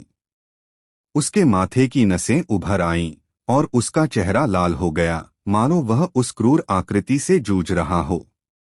उसने रविनाथ और कल्याणी की ओर अपना हाथ भी बढ़ाया। मुझे बचाओ, बचाओ! वह बोलना चाहता था, लेकिन यह बहुत मुश्किल था और उसकी आवाज भारी हो गई थी, मानो दो स्वरतंत्र एक साथ ध्वनि उत्सर्जित कर रहे हों। एक पल में मुवेंद्र की आंखें पूरी तरह से लाल हो गईं। उसने अपना हाथ हटा लिया, मानो कुछ हुआ ही न हो, लेकिन अब उसका सामान्य व्यवहार नहीं था। मुवेंद्र! मुवेंद्र के मुंह से ये 3 शब्द निकले और फिर वह रविनाथ और बाकियों की ओर देखने लगा। Z0 महल, युद्ध देवता संप्रदाय, रविनाथ, छद्म सम्राट क्षेत्र। उसके मुंह से एक के बाद एक शब्द निकल रहे थे, मानो कोई तोता बोल रहा हो, मानो ये शब्द बोलना बहुत मुश्किल हो। वह मुवेंद्र नहीं है। रविनाथ ने गहरी सांस ली, मुवेंद्र को गौर से देखते हुए अपने चांदी जैसे दांत हल्के से काटते हुए कहा, उस पर उस आकृति का साया पड़ गया है। यह सुनकर कल्याणी और बुरी तरह घायल जयेश चुप रहे, लेकिन बाकी सभी शिष्यों की सांसें थम गईं। पीछे हटो! रविनाथ की आंखों में एक भयानक हत्या का भाव उभर आया, लेकिन उसने जल्दी से उसे छिपा लिया। उसके हाथ के एक झटके से हवा में धुंध का एक बादल छा गया। युद्ध देवता संप्रदाय के कई शिष्य बिना कुछ कहे सीधे धुंध के इस बादल पर कूद पड़े। धुंध का बादल आकाश में ऊपर उठता गया, दूर तक उड़ता हुआ ऊंचा होता गया। तभी इन शिष्यों ने देखा कि जमीन पर रक्तलाल आकृतियां घनीभूत थीं, पूरी तरह से असंख्य। उन्होंने पहले सोचा था कि ऐसी आकृतियां केवल दिव्य औषधि पर्वत के आसपास ही होती हैं, जब वे ऊंचे मंच पर होते हैं, लेकिन जैसे जैसे वे आगे बढ़े, वे सब शांत हो गए। जहां से वे गुजरे वहां रक्तलाल रंग था। उन्होंने स्पष्ट रूप से अनगिनत स्थानों, अनगिनत साधकों को देखा, जो इस समय रक्तरंजित क्रूर आकृतियों से घिरे हुए थे, और उनके प्रतिरोध का कोई असर नहीं हुआ। अमर दांव दरबार और तलवार अमर मकबरे की ओर कल्याणी और जयेश भी अपने संप्रदाय के शिष्यों के साथ चले गए। Z0 महल के केवल शिष्य ही यहाँ रह गए। इन शिष्यों में से बहुत कम ही ड्रैगन देव लोक तक पहुंच पाए थे। ये लोग अपने संप्रदाय के शिष्यों को वहां से नहीं ले जा सकते थे, इसलिए उन्होंने दांत पीसकर स्वयं हवा में ऊपर चढ़ गए। वे सब चले गए हैं। इन लोगों को जाते देख मुवेंद्र ने अपने होठों पर एक भयंकर मुस्कान बिखेरी और भारी आवाज में कहा, जाओ, तुम सब जाओ। यह हम अलौकिक राक्षसों के लिए इस जगह में प्रवेश करने का पहला कदम है। पूर्वी मकबरा साम्राज्य, क्लाउड काउंटी शहर, देवगिरी काउंटी। दानव पशु पर्वत श्रृंखला की बाहरी परिधि पर, जहां फीनिक्स संप्रदाय का मुख्यालय स्थित था, शून्य क्षेत्र में अचानक लहरें दिखाई दीं। ये लहरें बड़ी और सघन होती गईं और अंततः एक टेलीपोर्टेशन द्वार का रूप ले लिया। इसमें से दो आकृतियां निकलीं और सीधे फीनिक्स संप्रदाय के मुख्यालय की ओर बढ़ी। वे देव और कविशा थे। जैसे ही वे अंदर जाने वाले थे, संप्रदाय मुख्यालय के ऊपर अचानक एक विशाल प्रकाश पर्दा प्रकट हुआ। प्रकाश पर्दा आश्चर्यजनक दबाव से भर गया और एक भयानक क्यूई उसमें व्याप्त हो गई, जिससे कविशा का सुंदर चेहरा उसे महसूस करते ही पीला पड़ गया। हालांकि देव के हाथ के एक झटके से प्रकाश पर्दे में तुरंत एक छेद दिखाई दिया। दोनों सीधे उसमें से गुजर गए और छेद तुरंत फिर से बंद हो गया। जमीन पर उतरते हुए देव ने अपने आसपास का जायजा लिया, परिचित वातावरण को देखते हुए, और मुस्कुराए बिना नहीं रह सका। आखिरकार मैं वापस आ गया। यह फीनिक्स संप्रदाय है। कविशा की खूबसूरत आंखों ने अपने आसपास के माहौल को गौर से देखा। वन ब्लेड पैलेस की तुलना में यह जगह वाकई बेहद भद्दी कही जा सकती है, मानो आसमान और जमीन का फर्क हो। हालांकि कविशा ने जरा भी तिरस्कार नहीं दिखाया, बल्कि उसकी आंखें जिज्ञासा से भरी थीं। हम देव ने सिर हिलाया, लेकिन कविशा ने अपने होंठ भींचे और धीरे से कहा, लेकिन फीनिक्स संप्रदाय के शिष्य कहाँ हैं? ऐसा क्यों है कि जब आप लौटते हैं तो कोई भी आपका स्वागत करने नहीं आता? वे जल्द ही यहां आ जाएंगे, देव हल्के से मुस्कुराई। ठीक इसी समय उन दोनों से थोड़ी ही दूरी पर एक पारदर्शी आकृति अचानक प्रकट हुई। कविशा की पुतलियां सिकुड़ गईं। इस आकृति की पहली झलक पारदर्शी थी, लेकिन दूसरी झलक धीरे धीरे ठोस होती गई, पारभासी होती गई, और तीसरी झलक पूरी तरह ठोस हो गई, जिससे एक बूढ़े व्यक्ति का रूप प्रकट हुआ। अंतरिक्ष नियम बुरा नहीं है, देव ने मुस्कुराते हुए दूसरे पक्ष की ओर देखा। बैंगनी दानव राजा रुद्रप्रताप संप्रदाय गुरु की वापसी का सम्मानपूर्वक स्वागत करते हैं। धूसर वस्त्र पहने उस बूढ़े व्यक्ति ने अपनी बड़ी आस्तीन ऊपर उठाई और देव को प्रणाम किया। गहराई से झुकते हुए उसका सिर लगभग जमीन को छू रहा था। उठो। देव ने हल्के से सिर हिलाया, फिर पूछा, क्या बाकी लोग अभी भी साधना कर रहे हैं? फुसफुस फुसफुस। रुद्रप्रताप के कुछ बोलने से पहले ही अंतरिक्ष से अचानक बड़ी संख्या में आकृतियां प्रकट हुईं। उज्ज्वल चंद्र दिव्य रक्षक दल के नेता विवंश संप्रदाय गुरु का आदरपूर्वक स्वागत करते हैं। बैंगनी रात्रि दिव्य रक्षक दल के नेता ईशान संप्रदाय गुरु का आदरपूर्वक स्वागत करते हैं। तारों वाले आकाश दिव्य रक्षक दल के नेता दिव्या संप्रदाय गुरु का आदरपूर्वक स्वागत करते हैं। फीनिक्स संप्रदाय के शिष्य संप्रदाय गुरु का आदरपूर्वक स्वागत करते हैं। एक पल में वह क्षेत्र असंख्य आकृतियों से भर गया। इस क्षण सभी प्रकट हुए, उनकी आंखें तीव्र उत्साह से भरी हुई थीं। इस प्रकार की दृष्टि प्रशंसा, सम्मान या श्रद्धा से भिन्न थी। यह एक उत्कट हार्दिक उत्साह था। उनकी आवाजों ने आकाश को हिला दिया, मानो वहां खड़ी देव उनके हृदय में विद्यमान ईश्वर की तरह थीं। जब कविशा ने यह दृश्य देखा तो उसका हृदय कांप उठा और उसका सुंदर चेहरा सदमे से भर गया। वह वन ब्लेड पैलेस की यंग पैलेस लॉर्ड थी और पहले भी कई संप्रदायों में जा चुकी थी। वह निम्नस्तरीय संप्रदायों और उच्चस्तरीय संप्रदायों में जा चुकी थी, लेकिन ऐसी उत्कट भक्ति उसने केवल 2 संप्रदायों में ही देखी थी। या यूं कहें कि उसने इसे केवल 2 लोगों में ही देखा था। पहला व्यक्ति उसके पिता थे, वन ब्लेड पैलेस के महल स्वामी। दूसरा व्यक्ति देव था, जो उसके सामने खड़ा था। कविशा हमेशा सोचती थी कि आखिर ये लोग उसके पिता और देव के प्रति इतने कट्टर क्यों हैं। उसे तो यह भी लग रहा था कि अगर देव इन फीनिक्स संप्रदाय के शिष्यों को इसी समय मरने का आदेश दे तो वे बिना किसी हिचकिचाहट या बिना किसी दूसरे विचार के ऐसा कर देंगे। सब लोग उठो। देव हल्के से मुस्कुराया। आखिरकार उसका संप्रदाय उसे घर जैसा लग रहा था। सबने अपने सिर उठाए, देव को गौर से देखा, मानो उसके आदेश का इंतजार कर रहे हों। स्वरा और रोशनी कहाँ हैं? देव ने भीड़ को देखते हुए पूछा। स्वरा। रुद्रप्रताप थोड़ा हिचकिचाया, जबकि बाकी लोगों के चेहरों पर मुस्कान थी जिसे दबाना मुश्किल लग रहा था, लेकिन फिर भी रोक पाना मुश्किल था। रुद्रप्रताप ने एक पल सोचा, फिर अपनी मुट्ठियां फिर से बांध लीं और गहरी आवाज में कहा, स्वरा और रोशनी, नेता इस समय दो युवा संप्रदाय के नेताओं को पवित्र पुत्र सुमेरु वलय के भीतर सहज गुप्त तकनीकों को समझने में मार्गदर्शन कर रहे हैं। बधाई हो संप्रदाय गुरु, बधाई हो। रुद्रप्रताप के शब्द निकलते ही उनके पीछे खड़े फीनिक्स संप्रदाय के असंख्य सदस्य मुस्कुरा उठे और एक साथ चिल्लाने लगे। देव ने अपनी आंखें चौड़ी कर लीं, उसका पूरा शरीर कुछ स्तब्ध था। आप फिर से यही कह रहे हैं? देव थोड़ा हकलाया। संप्रदाय गुरु, आपके जाने के 1 साल से भी कम समय बाद दो युवा संप्रदाय के नेताओं का जन्म हुआ।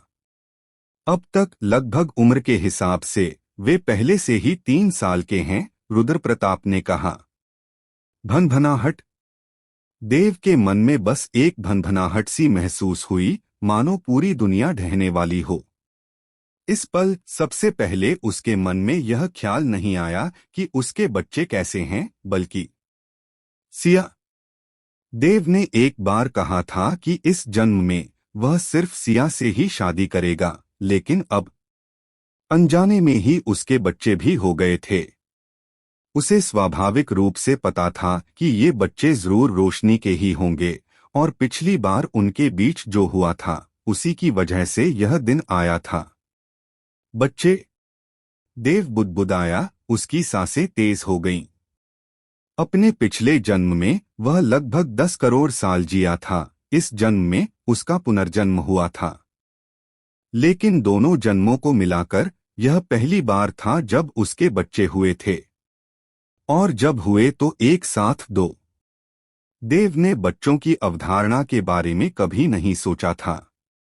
इस समय वह सचमुच बता नहीं पा रहा था कि वह किस मनोदशा में था। सिया के प्रति अपराध बोध सा लग रहा था, फिर भी एक गुप्त आनंद की झलक थी। रुद्रप्रताप और अन्य लोगों की नजरों में उसके हाव भाव अत्यधिक उत्साह के रूप में दिखाई दे रहे थे। वह एक पल के लिए भी खुद को संभाल नहीं पा रहा था। काफी देर बाद देव को आखिरकार होश आया। उसने एक गहरी सांस ली और कहा, यह कविशा है, वन ब्लेड पैलेस की युवा महल की स्वामिनी। वह मेरे फीनिक्स संप्रदाय की एक सम्मानित अतिथि हैं। आप सभी को मेरी ओर से अस्थायी रूप से उनका स्वागत करना चाहिए। वन ब्लेड पैलेस, युवा महल के स्वामी?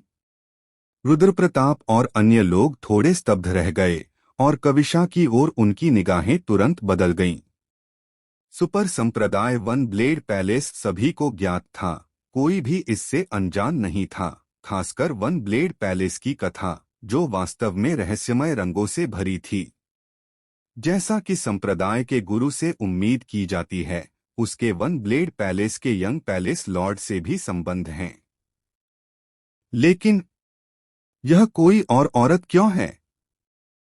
और वह भी इतनी खूबसूरत? रुद्रप्रताप ने कविशा की ओर देखते हुए मन ही मन सोचा। इस बीच ईशान और विवंश ने एक दूसरे को देखा। उनकी आंखों में तुम समझ रहे हो कि मैं क्या कहना चाह रहा हूं वाली भाव भंगिमाएं थीं। कविशा ने स्वाभाविक रूप से उनके भाव देखे और उसका सुंदर चेहरा लाल हो गया जब उसने जल्दी से समझाया, अपनी कल्पनाओं को बेकाबू मत होने दो। देव और मैं बस दोस्त हैं, उस तरह का रिश्ता नहीं जिसके बारे में तुम सोच रहे हो। हाँ, मैंने पहली बार किसी सुपर सेक्ट का इतना दयालु और प्यारा उत्तराधिकारी देखा है। मिस कविशा, हम ज्यादा सोच ही नहीं रहे थे। हे, चलो पहले मिस कविशा को सेक्ट मास्टर का शयन कक्ष दिखाते हैं। बाद में वहां रहकर उन्हें ज्यादा संतुष्टि मिलेगी। कई फीनिक्स सेक्ट शिष्यों ने मजाक किया, वे सभी पुरुष थे। हालांकि कविशा का दर्जा उनसे कहीं ऊंचा था, लेकिन उसके हाव भाव से लगता था कि वह घमंडी किस्म की नहीं थी, इसलिए वे ज्यादा सहजता से बात करते थे। तुम सब, कविशा ने गुस्से में अपना पैर पटका। उसका छोटा सा चेहरा पके सेब की तरह लाल हो गया। ठीक है। रुद्रप्रताप ने गला साफ किया, कविशा के सामने आया और बोला, मिस कविशा, कृपया उन पर ध्यान न दें। फिलहाल कृपया इस बूढ़े व्यक्ति के साथ मुख्य हॉल में आए और एक पल प्रतीक्षा करें। मुझे लगता है कि संप्रदाय प्रमुख बहुत जल्द बाहर आ जाएंगे। हम। कविशा ने सिर हिलाया, मजाक करने वालों को तीखी नजरों से देखा और फिर एक चौंकी हुई छोटी खरगोश की तरह जल्दी से अपना सिर नीचे किया और रुद्रप्रताप के पीछे चली गई। इस बीच पवित्र पुत्र सुमेरु वलय के अंदर देव की आकृति प्रकट हुई। उससे लगभग 100 मीटर की दूरी पर 4 आकृतियां पालथी मारकर बैठी थीं। उनके सामने एक विशाल पत्थर की पट्टिका थी जो प्राचीन आभा से भरी हुई थी, मानो प्राचीन काल की हो। पत्थर की पट्टिका पर 3 बड़े अक्षर उत्कीर्ण थे, स्वाभाविक संत पट्टिका। उस बूढ़े संत दानव प्राचीन सम्राट ने वास्तव में पवित्र पुत्र सुमेरु वलय में जन्मजात संत पट्टिका छोड़ी थी, देव ने धीरे से कहा। पवित्र पुत्र सुमेरु वलय विशाल था, लगभग अपने आप में एक दुनिया। देव ने भी इस जगह की खोज पहले नहीं की थी, यह स्पष्ट रूप से फीनिक्स संप्रदाय के किसी व्यक्ति को संयोगवश मिली थी। जन्मजात संत पट्टिका अविश्वसनीय रूप से दुर्लभ थी, पूरे संत क्षेत्र में केवल 3 ही थीं। पहली संत दानव प्राचीन सम्राट ने प्राप्त की थी, दूसरी देव ने अपने पिछले जन्म में और तीसरी का ठिकाना अज्ञात था। देव की पट्टिका उसके पुनर्जन्म के साथ बहुत पहले ही गायब हो गई थी। यह वस्तु किसी को दुनिया के हृदय को समझने की अनुमति देती थी, न केवल एक दुनिया को बल्कि सभी दुनियाओं के हृदय को। यदि किसी की योग्यता असाधारण थी तो वे इससे स्वर्ग और पृथ्वी की गुप्त तकनीकों को समझ सकते थे। ये तकनीकें दुनिया को हिला देने वाली थीं, यहाँ तक कि आदिकाल के महान देवताओं जैसे पंगु, सूर्यजेत और पौराणिक ध्रुवांक ने भी इनमें महारत हासिल कर ली थी। हालांकि जन्मजात संत पट्टिका में एक खामी थी, इसे जन्म के बाद के पहले 4 वर्षों में ही समझा जा सकता था। इसलिए इसे जन्मजात संत पट्टिका कहा जाता था। देव के दोनों बच्चे चंद्र आयु के अनुसार केवल 3 वर्ष के हैं, इसलिए वे स्वाभाविक रूप से यहाँ साधना करने के योग्य हैं। देव की नजरों से कुछ ही दूरी पर 4 आकृतियां बैठी थीं। उनमें से 2 महिलाएं थीं, रोशनी और स्वरा। लगभग 1 मीटर लंबी दिखने वाली बाकी दोनों लड़कियां दोनों ही बच्चे थीं। एक के लंबे स्याही जैसे काले बाल थे जो थोड़े चमकदार भी थे। दूसरे के बाल छोटे थे और वह सीधा खड़ा था, लेकिन वह थोड़ा शरारती था। जबकि स्वरा और बाकी दोनों की आंखें बंद थीं। उसने चुपके से अपनी बड़ी आंखें खोलीं और इधर-उधर देखता रहा। स्वरा और रोशनी स्पष्ट रूप से एक साथ साधना कर रहे थे। हालांकि जन्मजात संत स्तंभ उनके लिए बेकार था, फिर भी वे कम से कम अपने बच्चों के लिए एक उदाहरण स्थापित करना चाहते थे। लड़के की बड़ी बड़ी आंखें इधर-उधर घूम रही थीं। उसके चेहरे पर एक शरारती मुस्कान थी। ऐसा लग रहा था जैसे उसे खोजा ही न गया हो। वह और भी साहसी हो गया, यहाँ तक कि उसने अपना शरीर पीछे की ओर मोड़ लिया। तभी रोशनी ने अचानक कहा, अगर तुम इसी तरह चलते रहे तो तुम्हारे और तुम्हारी बड़ी बहन के बीच की दूरी और बढ़ती जाएगी। जब तुम्हारी बहन एक अद्वितीय और शक्तिशाली साधक बन जाएगी, तब भी तुम एक साधारण साधक ही रहोगे। उसकी आवाज कठोर थी, लेकिन ज्यादा तेज नहीं। यह सुनते ही लड़के का छोटा सा चेहरा उतर गया और जो उपलब्धि का भाव अभी अभी उठा था, वह इस पल पूरी तरह से गायब हो गया। उसने असहाय परिपक्वता के साथ आह भरी, अपना सिर थोड़ा हिलाया और साधना की ओर मुड़ने ही वाला था कि उसकी आंख के कोने से अचानक उसे एक आकृति दिखाई दी। जैसे ही उसने वह आकृति देखी, लड़के ने अचानक अपना सिर घुमाया, देव को घूरा और अपनी गोरी उंगली उठाकर देव की ओर इशारा किया। वह इतना स्तब्ध था, चाहे डर से या किसी और वजह से, कि वह एक पल के लिए बोल नहीं सका। जैसे ही वह मुड़ा, देव ने उसका पूरा चेहरा देखा, लाल होंठ और सफेद दांत, बहुत जीवंत बड़ी आंखें। हालांकि वह छोटा था, उसकी आंखें पहले से ही लंबी और संकरी थीं, और उसकी त्वचा गोरी थी, चीनी मिट्टी की गुड़िया जैसी, बहुत प्यारी। देव को अपने और लड़के के बीच एक रक्त संबंध का एहसास हो रहा था। इसके अलावा लड़के का रूपरंग साफ तौर पर उसके अपने रूपरंग से काफी मिलता जुलता था। मेरा बच्चा। देव ने गहरी सांस ली और मुस्कुराया।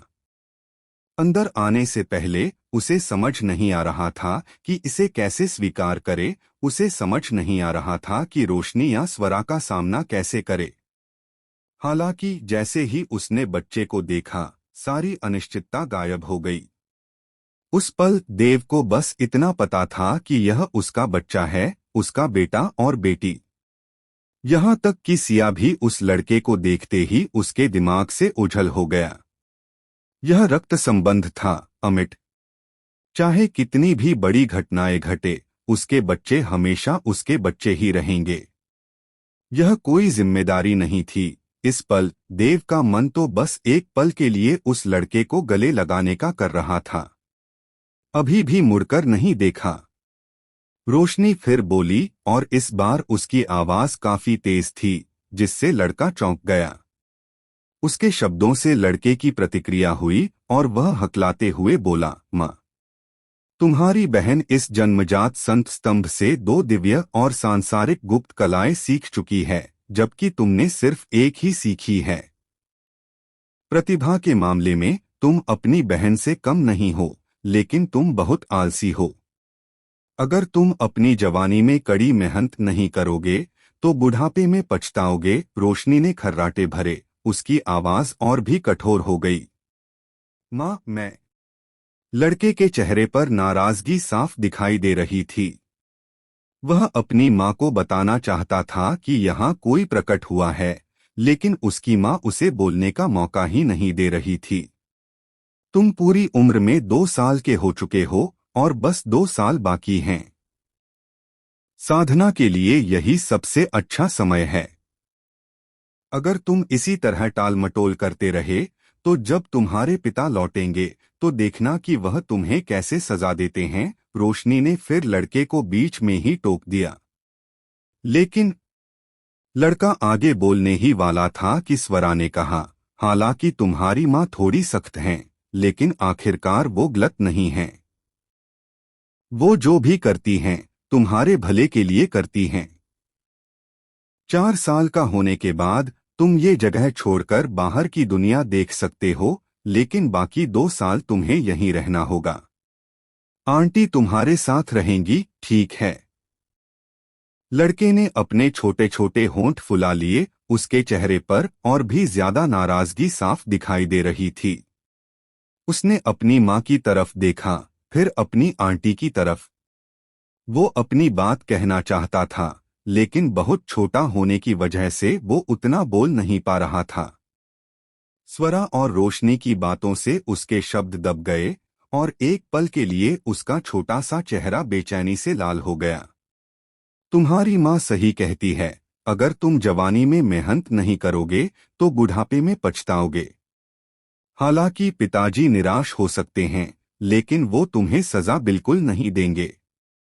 इसी समय अचानक पीछे से एक धीमी आवाज आई। यह सुनकर लड़के ने राहत की सांस ली, उसके चेहरे पर गर्व भरी मुस्कान आ गई। ऐसा लग रहा था जैसे वह अपनी माँ और चाची से कह रहा हो, आखिरकार कोई तो मेरे लिए बोल रहा है। हूँ। जैसे ही स्वरा और रोशनी ने यह सुना, उनके नाजुक शरीर कांप उठे और एक पल के लिए वे अपना सिर घुमाने की हिम्मत नहीं जुटा पाए। देव को गए 3 साल हो गए थे। एक साधक के लिए 3 साल पलक झपकते ही बीत सकते हैं, लेकिन उनके लिए बहुत लंबा समय बीत चुका था। दोनों ने एक साथ अपना सिर घुमाया और जब उन्होंने उस जानी पहचानी आकृति को देखा तो उनके शरीर हल्के से कांप उठे। क्या तुम सब ठीक हो? उनके हाव भाव देखकर देव ने धीरे से आह भरी। ठीक है, रोशनी ने लगभग सहज भाव से उत्तर दिया। दूसरी ओर स्वरा सीधे खड़ा हो गया और तुरंत पवित्र पुत्र सुमेरु वलय छोड़ने का इरादा किया। हालांकि उससे पहले वह रुकी, लड़के और लड़की के सिर पर हाथ फेरा और धीरे से बोली, तुम्हारे पिता लौट आए हैं। चूंकि वे यहाँ हैं, इसलिए आंटी को अब तुम्हारे साथ रहने की जरूरत नहीं है। अच्छी तरह से खेती करो, अच्छी तरह से खेती करो और कोशिश करो अपने पिता की तरह एक मजबूत इंसान बनने की। यह कहकर स्वरा बिना किसी हिचकिचाहट के चली गई, देव की तरफ देखे बिना। उसका शरीर तुरंत अलौकिक हो गया और उसने पवित्र पुत्र सुमेरु वलय त्याग दिया। उसे जाते देख रोशनी और भी घबरा गई। उसे नहीं पता था कि देव क्या सोचेगा, क्योंकि उसने अपने 2 बच्चों के जन्म की बात उससे छुपाई थी। क्या वह उसे नापसंद करेगा? यहाँ तक कि उससे घृणा भी करेगा? क्या वह सोचेगा कि वह बच्चों का इस्तेमाल करके उससे शादी करने के लिए मजबूर कर रही है? क्या उसके बारे में उसकी धारणा पहले से ही बहुत खराब है? 3 साल से रोशनी इस बात को लेकर चिंतित थी और यही उसकी एकमात्र चिंता थी। आखिरकार शुरू से ही उसके और देव के बीच ज्यादा स्नेह नहीं था।